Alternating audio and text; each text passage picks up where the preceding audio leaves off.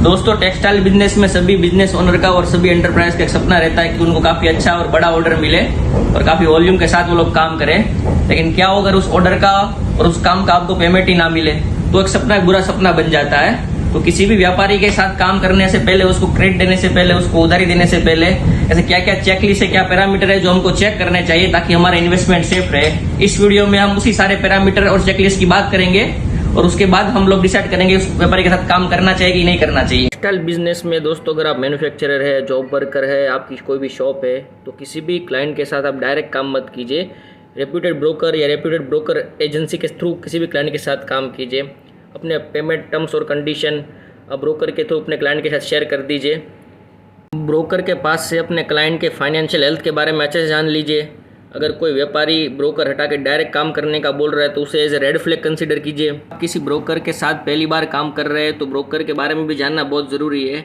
आप ब्रोकर के बारे में भी अच्छे से रेफरेंस लीजिए, कौन से क्लाइंट के साथ वो काम कर रहा है, उसके बाद ही अपने क्लाइंट के साथ डील को आगे बढ़ाइए। तो दूसरी इंपॉर्टेंट चीज़ है, आप किसी भी क्लाइंट को मिलने के लिए जाते हो, अपनी प्रोडक्ट की सैम्पलिंग और अपने प्रोडक्ट के डिस्प्ले के लिए आप जाते हो, उसके पास आप अपनी प्राइस और अपने पेमेंट टर्म्स व्यापारी के साथ शेयर करते हो, तो क्लाइंट आपसे ज़्यादा निगोशिएशन करने की बजाय आपके प्राइस पे डील डन करता है और आपके पास से एक लंबी क्रेडिट साइकिल मांग रहा है जो मार्केट की पेमेंट और टर्म्स एकदम अलग हो। बार बार वो आपको लंबी पेमेंट साइकिल के लिए इंसिस्ट कर रहा हो तो उसको भी एज ए रेड फ्लैग लीजिए और ऐसे क्लाइंट के साथ काम करने का अवॉइड कीजिए। तो दोस्तों तीसरी इंपॉर्टेंट चीज़ है दोस्तों, किसी भी क्लाइंट के साथ आप वर्बली डील मत कीजिए। अगर आप उससे प्रोडक्ट बेच रहे हो, अगर आप जॉब वर्क कर रहे हो तो उसके पास से परचेस ऑर्डर लीजिए या जॉब वर्क का चलान लीजिए और जॉब वर्क के चलान में परचेस ऑर्डर में चेक कीजिए सामने वाले पार्टी का GST number, MSME number mention है कि नहीं। अगर जीएसटी नंबर मेंशन है तो जीएसटी पोर्टल पे जाके आप उसका जीएसटी स्टेटस चेक कीजिए, एक्टिव है कि नहीं है, वो जीएसटी पिछले महीने का उसने कब फाइल किया हुआ है, नहीं किया हुआ है, व्यापारी जीएसटी पोर्टल में कितना रेगुलर है। किसी भी क्लाइंट के साथ कच्चे में काम करने का अवॉइड कीजिए। अगर कोई क्लाइंट आपको कच्चे में बार बार काम करने के लिए इंसिस्ट कर रहा है तो उसे भी एज रेड फ्लैग कंसीडर कीजिए और ऐसे व्यापारी के साथ काम मत कीजिए। चौथी सबसे इंपॉर्टेंट चीज़ है, अपने क्लाइंट का अच्छे से रेफरेंस लीजिए।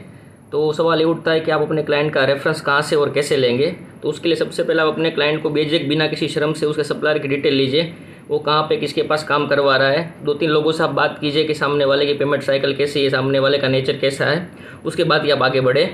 और दूसरा आप ये भी कर सकते हैं, अपने किसी आदमी को या खुद जाके जहाँ से अपना क्लाइंट, आपका क्लाइंट बिजनेस ऑपरेट कर रहा है, उसकी shop, warehouse, godown, factory पे एक बार आप अपना आदमी भेज दीजिए और चेक करवा लीजिए उसका ऑपरेशन कैसा है, वहाँ पे कितने आदमी काम कर रहे हैं, कितने समय से क्लाइंट सेम प्रीमाइसिस पे सेम प्लेस से ऑपरेशन कर रहा है। ये सब चीज़ों की जांच पड़ताल करने के बाद ही क्लाइंट से काम शुरू कीजिए। पांचवी सबसे इंपॉर्टेंट चीज़ है जो काफ़ी लोग इग्नोर कर देते हैं, आप किसी भी अपने क्लाइंट को जब कांटेक्ट करते हैं तो उसका फ़ोन बिजी आता है, वो आपका फ़ोन नहीं उठाता है या ना ही आपको पीछे से कॉल बैक करता है। लेकिन वो क्लाइंट आपको हमेशा कांटेक्ट करता है एक ही चीज़ के लिए, खाली उसके माल का डिलीवरी का स्टेटस जानने के लिए, उसका माल कहाँ पहुँचा है, उसकी गुड्स कहाँ पे पहुँची है, वही जानने के लिए आपको बार बार वो फ़ोन करता है। लेकिन आप उसका कभी कांटेक्ट नहीं कर पाते, उसका फ़ोन पूरे दिन बिजी आता है या वो आपको सामने से कॉल बैक नहीं करता, तो अभी एक ऐसे रेड फ्लैग कंसीडर करना चाहिए आपको। ये दोस्तों आपको अपने बिजनेस में कंसीडर करनी चाहिए वो है अनजेन्युइन अननेसेसरी डिडक्शन।